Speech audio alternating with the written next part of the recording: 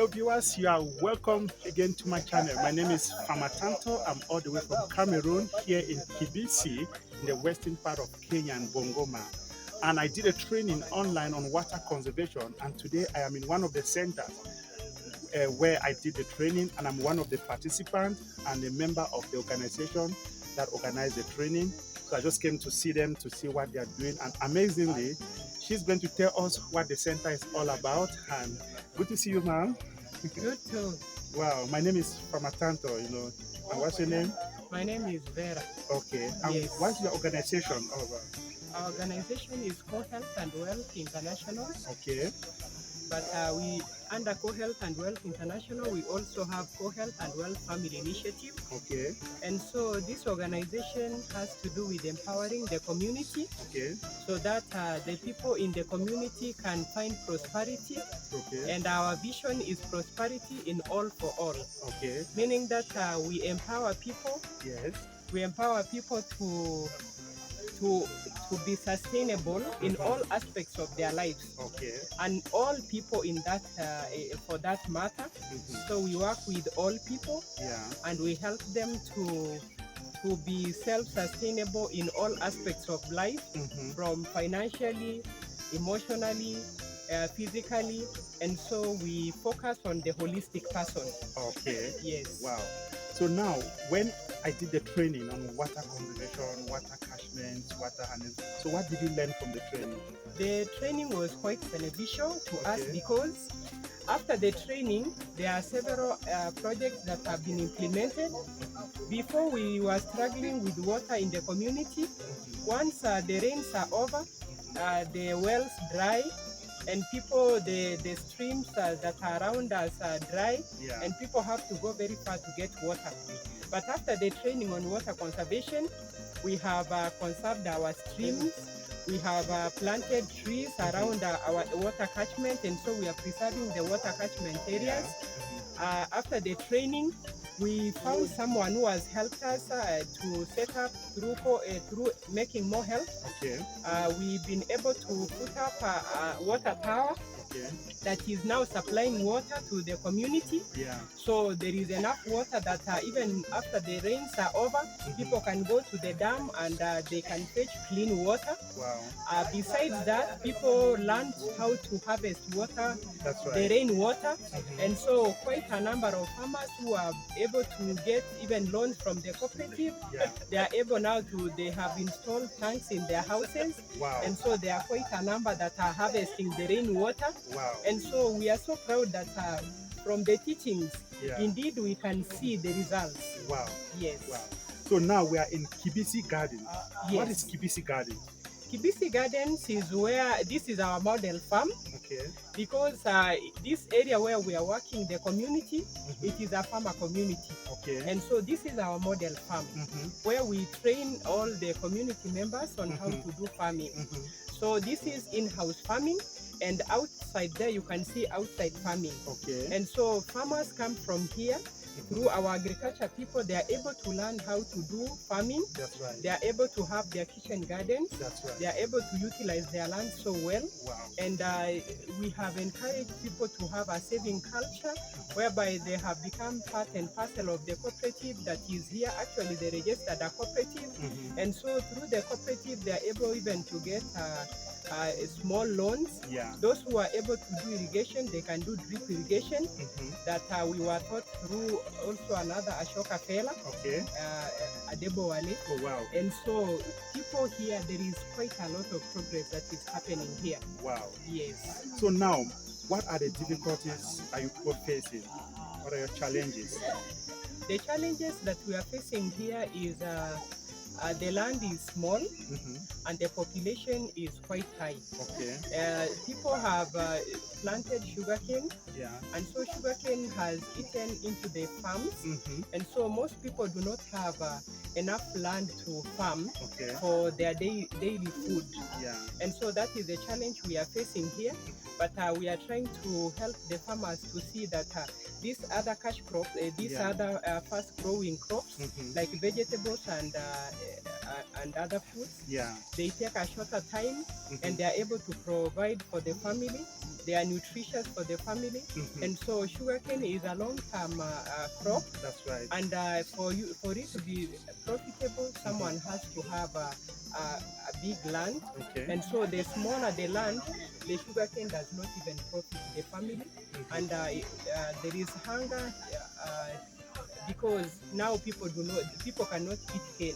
Okay. Yeah. So I think that's the challenge that we have here. And so the challenges that have been here is poverty. Okay. We are addressing ignorance and disease. Yeah. And that's why we really want to empower family members in this community. Okay. Yes. Now, if somebody was to come in and to say, hey, co-help, we've seen what you are doing, the amazing work that you are doing, and want to support you, what would be your pressing needs? Well, the skills, we need skills for our people, because here we have enterprises. Yeah. We have various enterprises that are ongoing, because as we have said, this is a farmer village or community. And so we discovered that people stay in the farm for very few hours. Okay. And so the rest of the day or some other days, they have nothing that they are doing.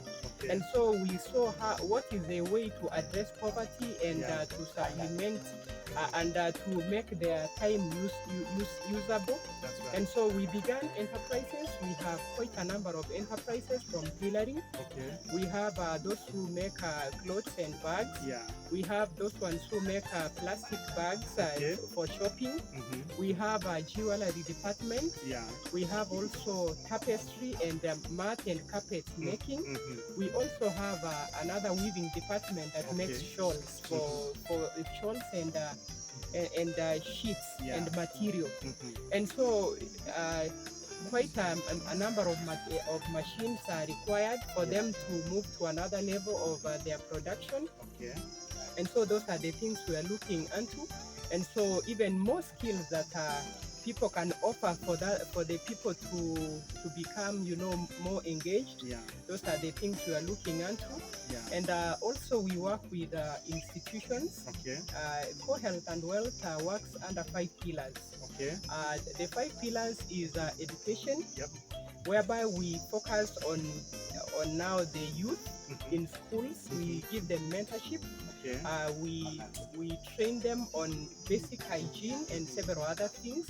And so we also look at the infrastructure and the environment where the children are growing.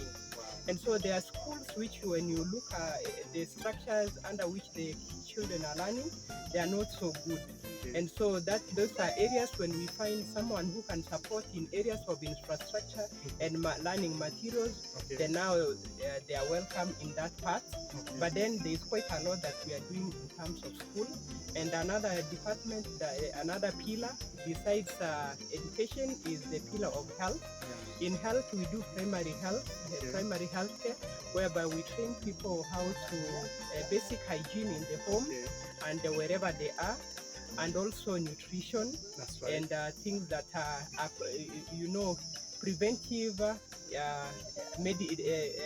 health instead of curative. So it is better to prevent the diseases instead of waiting for you to cure the diseases. Wow. So that is another pillar that we have. Wow. Another pillar that the third pillar that co-health and wealth works with is the pillar of governance and devolution. Okay. Governance and devolution is whereby we work with the current government. Yeah. We are able to, collaborate with them in all these aspects: education, agriculture, every ministry. We are able to work with them, and also we also offer training to their to the various officials in the government. Okay. And so there is a lot of collaboration. There is our part, and also the part that the government can play. And another pillar, the fourth one, is wealth creation. Okay. Now wealth creation is where the enterprises come in. That's right. And also where agriculture is also another one. And the final fifth pillar is the pillar of environment. Okay. We are into the conservation of the environment. Wow. If you move around, you'll discover that we have tree nurseries. Yeah. We have encouraged the people in the community that every person must plant at least 10 trees. Wow. 5 indigenous trees and 5 fruit trees. Wow. And so people here have embraced that call. Even in schools, we have a Green Corner initiative, Okay. whereby we plant trees with the students and the teachers. And now for the schools, we have given them like 300 trees, others 400, depending on the number of, depending on the size of the school. And those who have less trees, we give them even more trees. Wow. And so we are into environment and conservation. We do we help people how to beautify their environment by planting even ornamental plants. That's right. We also even in the area of environment, we also teach them on how to make racks for their homes, the latrines, and how to dispose the waste. So waste management is also part of our environment conservation. We have to take good care of the waste that are coming from the kitchen and from wherever. So we we have 3 compartments in every homestead. We have taught them how to do it, where they have organic materials, and then the inorganic ones we have separated them, the electrical and the others. Now the organic, they can feed the bee soldier flies. We have bee soldier flies here.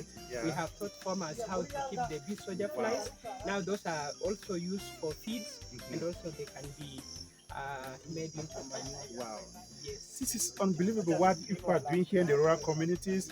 Thank you so much for being on this channel. You know, the world is watching. And hello viewers, it's so amazing to see how grassroots initiatives, you know, are bringing people together and changing lives across rural communities. It is time we need to change the narrative in Africa. We need to go back to the soil because nature gives us everything. If you are inspired by this organization and you may even want to come volunteer here in Kibisi in Kenya, you can contact the organization through their website, through their email.